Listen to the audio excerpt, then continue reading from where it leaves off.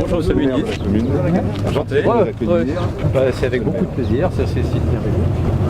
C'était un grand honneur pour nous. Après ça, j'avais été informé. C'est pour ça qu'on est venu là, c'est pour voir la grefferie. On a mis un couple de cigognes. Ah oui, Non, vous faites bien les choses. on en a quasiment plus qu'en Alsace, hein, Alors, objectivement. Mon officier de sécurité tout à l'heure, qui est alsacien, n'était pas content quand il a entendu ça. Donc je vous laisse régler ce litige. Non mais Il y a des vérités il doit avoir qui sont raison, bonnes il est avec officier de ce mec. sécurité, il doit avoir raison. Voilà, là on est, voilà, la notion d'espace naturel. Ici, donc vous êtes sur cette vue. Donc sur les deux grands cercles verts, On est là. voilà, vous êtes ici, vous avez la vue devant vous. Le site ENS et l'ensemble, vous voyez un petit peu quand même l'ensemble, avec ensuite le pôle nature de Moise-Oléron, l'île Oléron étant là. Vous avez donc c'est un site qui est plus qu'emblématique. Donc là on voit bien que C'est impressionnant, non, mais- la différence arrivée.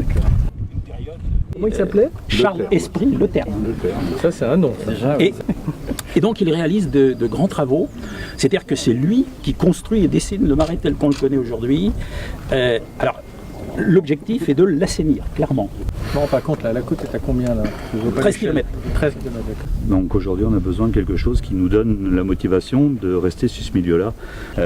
Donc ce collectif d'éleveurs qu'on a amené a plusieurs visions aujourd'hui par rapport à redynamiser le Vous êtes milieu. combien dans le collectif? Là aujourd'hui, on est 12 au collectif et il y a 180 éleveurs sur le marais de Broye.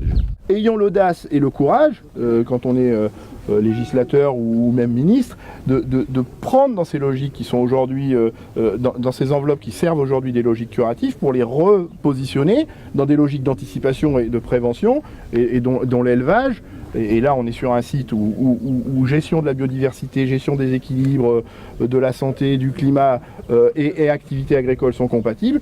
Autorisons-nous à prendre dans ces logiques curatives des enveloppes colossales pour alimenter des logiques préventives dont l'élevage pourrait être le principal bénéficiaire.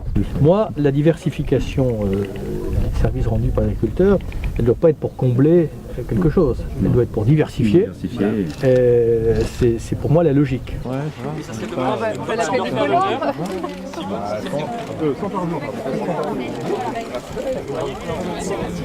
C'est que vous savez faire. Là, je sais pas, celle qui est debout, si elle est baguée ou C'est le paysage. Non, je vous rassure. Le village de Saint-Sornin où vous êtes passé tout à l'heure, vous l'avez trouvé comment ce village? Oui, un mot, on va dire adorable. La seule envie, c'est de revenir, mais tout seul. Monsieur Béni, au plaisir de vous revoir dans... Dans le plus beau village de France. Voilà, mais en villégiature, en villégiature.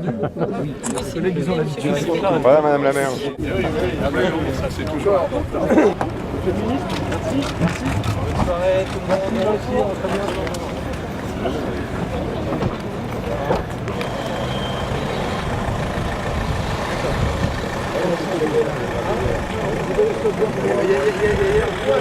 bientôt.